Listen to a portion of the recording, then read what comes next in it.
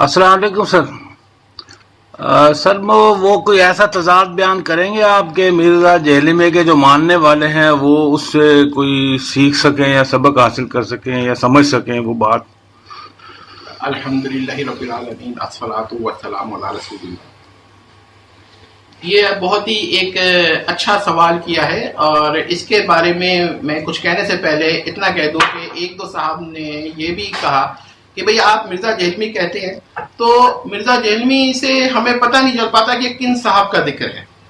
تو میں ایک دفعہ ہر لیکچر میں اگر ان کے بارے میں کوئی لیکچر ہو یا کوئی بات کہوں تو ایک دفعہ ان کا نام لوں گا، اور پھر محترم جہلمی، جہلمی صاحب، جہلمی، عزت مآب جہلمی صاحب یا عزت مآب جہلمی، احترام کے ساتھ، یا زبدہ عمدہ جہلمی صاحب، اس طرح کے میں الفاظ کہوں گا۔ ایک دفعہ نام ہے علی مرزا صاحب ول مرزا ارشد محمود صاحب۔ اب یہاں سے ایک یہ سوال ہے، بہت سارے جو جہلمی صاحب کے ماننے والے ہیں وہ ان کی تضادات کو نہیں مانتے۔ اب حال میں ایک ایسا مسئلہ اٹھا جس سے ان کا تضاد واضح ہو کر سامنے آ گیا۔ میں اس بارے میں متضاد نظریات میں سے کسی کا بھی دفاع نہیں کروں گا اور نہ کسی کے خلاف جاؤں گا۔ میں صرف یہ ظاہر کرنا چاہتا ہوں کہ محترم مرزا جہلمی صاحب کے نظریات میں تضاد ہے، باقی وہ تضاد کن بنیادوں پر ہے وہ آپ خود غور کر لیں۔ دوسری بات یہ کہ ان کے ماننے والے یہ الزام لگاتے ہیں کہ ان کے لیکچرز کو ہم پورا بیان نہیں کرتے، تو پورے لیکچر سن لیں جی، ہم حوالہ دیتے ہیں، آپ شروع سے لے کر آخر تک 3 گھنٹے کا لیکچر ہو، آپ 3 گھنٹے کا سن لیں،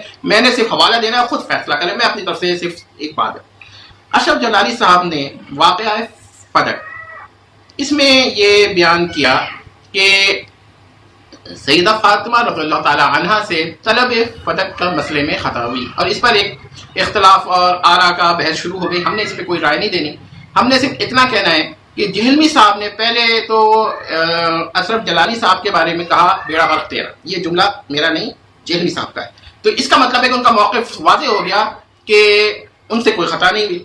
اس کے بعد مہتاب اظہر صاحب ہیں، انہوں نے بھی ایک لیکچر دیا، اور ان کے لیکچر پر جہلمی صاحب کے سائڈ سے کمنٹ آیا 100% ایگریڈ۔ اس کا مطلب ہے کہ جو مہتاب اظہر صاحب نے بیان کیا اس سے 100% متفق۔ اس کے بعد جہلمی صاحب سے شاید رہا نہیں گیا اور انہوں نے کچھ بیان بھی کیا، تو انہوں نے خطا کا انکار کیا۔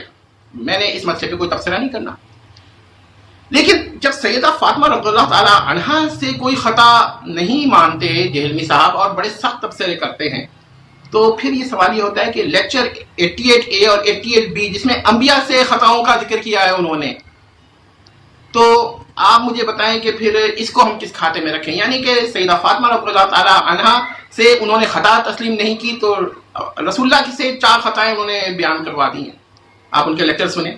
تو میں یہ پوچھتا ہوں کہ اگر سیدہ فاطمہ رضی اللہ تعالی عنہا سے خطا نہیں ہو سکتی تو رسول اللہ سے کیسے انہوں نے مان لی، اور اس کے لیے کیوں نہیں انہوں نے اپنے بارے میں کہا کہ بیڑا غرق میرا؟ تو اس کا کیا مطلب ہوا کہ جہلمی صاحب کا یہ تضاد ہے، کیونکہ اگر نبی سے خطا ہو سکتی ہے تو غیر نبی سے تو پھر ہونی چاہیے، اور پھر اتنا بڑا سا فتویٰ نہیں دینا چاہیے اس پہ۔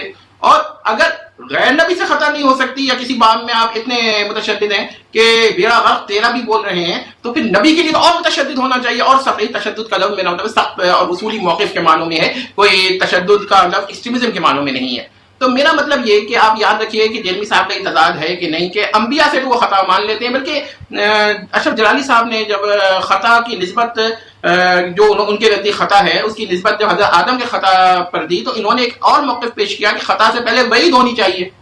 اب یہ شرط انہوں نے مرزا صاحب نے لگائی ہے، مجھے تو یہ شرط کسی جگہ نہیں ملی، تو یہ ان کی اپنی ذاتی شرط ہے جسے ہم کہتے ہیں اپنا ذاتی نظریہ کہ خطا سے پہلے وعید ہونی چاہیے، ایسا کوئی قاعدہ نہیں ہے۔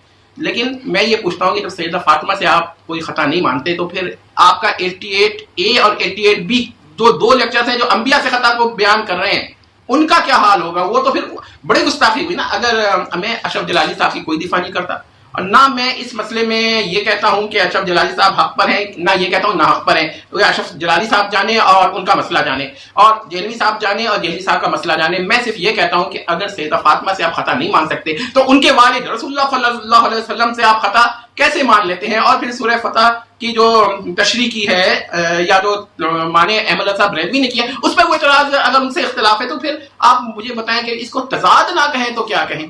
بس میں اتنا کہہ دیتا ہوں کہ مرزا صاحب کے نظریات میں تضاد ہے، یا پھر وہ پہلے کچھ اور نظریے کے تھے اور پھر تبدیل ہو کر اس شکل میں پہنچے۔ لیکن اگر ایسا ہے تو انہیں اعتراف کرنا چاہیے کہ بھائی میں تو کنٹینیوس پروسیس میں ہوں چینجنگ کے، اور میوٹیشن ہوتی جا رہی ہے, کبھی میں کچھ ہو جا رہا ہوں, کبھی میں کچھ ہو جا رہا ہوں. تو میں نے یہ ایک بات ہے. باقی میں تو صرف اتنا کہتا ہوں کہ سیدہ فاطمہ رضی اللہ تعالیٰ عنہ کی جانب خطا کو منسوب کرنے سے بہتر ہے کہ آپ کے حضرت ابوبکر احق تھے. بس ختم بات. لیکن اس کے بعد یہ کہنا کہ بھائی سیدہ فاطمہ سے خطا نہیں ہوئی, تو پھر جو پرانا لیکچر انبیاء کے بارے میں ہے اس سے بھی تو کہیں کہ بھائی انبیاء سے بھی کوئی خطا نہیں ہوئی. اور باقی زیادہ سے زیادہ میں آپ کو ایک راستہ بھی دے دیتا ہوں کہ جتنی آیات ہیں جس میں انبیاء کے بارے میں کوئی ایسے الفاظ ہیں جس سے پتہ چلتا ہے کہ ان سے کوئی خطا ہوئی, اسے متشابہات میں ڈال دیں. تو یہ ایک راستہ بھی دے دیا ہے میں نے. تو یاد رکھیے گا کہ ایک اصول یاد رکھ لیں, اگر نبی سے خطا ہو سکتی ہے, انبیاء سے خطا ہو سکتی ہے, رسول اللہ سے خطا ہو سکتی ہے, تو پھر تو اور لوگوں سے بھی خطا ہو سکتی ہے. اب آخری ایک بات یہ ہے کہ انہوں نے لرزش کا لفظ استعمال کیا ہے, تو یاد رکھیے گا کہ لرزش اور خطا میں فرق میری سمجھ میں تو نہیں آتا. لیکن اگر آپ کوئی فرق کر بھی لیں تو میں کہتا ہوں اگر نبی سے لرزش ہو سکتی ہے تو غیر نبی سے خطا بھی ہو سکتی ہے. تو یہ بات آپ ذہن رکھیں. اور اگر غیر نبی سے خطا نہیں ہو سکتی تو پھر نبی سے لرزش کیسے ہو سکتی ہے؟ تو یہ دونوں میں آپ غور کر لیں. اور اس کے بعد یہ کہ لرزش کا جو عربی لفظ ہے نا وہ خود ڈھونڈیں اور مجھے بتائیں کہ وہ جو عربی لفظ ہے وہ کیا ہے, وہ نبی کے لیے استعمال ہو سکتا ہے کہ نہیں, کیونکہ لرزش کا لفظ مجھے فارسی الاصل نظر آ رہا ہے. تو آپ لوگ دیکھ لیں. اور جہنی صاحب کے تمام متبعین اور مقلدین اور ان کے حامی جین سے گزارش ہے کہ جہلمی صاحب کو کریٹیکلی پڑھیں اور پورا لیکچر سن لیں میری طرف سے. میں تو کہتا ہوں یار پورا لفظ بلفظ سنیں, لکھیں بھی ان کا. صرف یہ نہ سمجھیں کہ جہلمی صاحب نے تو ایک بات کہہ دی ہے اور باقی لوگوں نے بیچ بیچ جملے نکال دیے. جی ہم نے ایسا کچھ بھی نہیں کیا. اس لیے صرف جہلمی صاحب کے بارے میں یہ بھی یاد رکھیے کہ ان کے خود اعتراف کے مطابق ان میں کئی تبدیلیاں آئی ہیں, لیکن ہم کہتے ہیں کہ تبدیلی کنٹینیوس ہے, وہ چلی جا رہی ہے. جی ہاں, وہ ابھی جب لیکچر دینے شروع کیے ہیں تو ابتدائی لیکچر کے نظریات کچھ اور ہوتے ہیں اور اس کے بعد ان کے نظریات چینج ہوتے جاتے ہیں. اور یہ کیونکہ وہ ظاہر اتنا نہیں کرتے ہیں, آپ غور و فکر کر کے نکالیں کہ بھائی فلاں لیکچر میں یوں کیا تھا اور اس لیکچر میں یوں کہا ہے اور اس میں میچنگ نہیں ہو رہی ہے, تو آپ کو اندازہ ہوتا ہے کہ محترم کس حد تک چینج ہو چکے ہیں. لیکن یہ اب اعتراف نہیں کر رہے. ان کو تو کہنا چاہیے کہ میں متواتر ایک کنٹینیوس پروسیس پہ ہوں, کنٹینیوس نہ کہ کنٹینیوس پروسیس پہ ہوں کہ میں چینج ہوتا رہتا ہوں اور کل میں کچھ اور ہو جاؤں گا.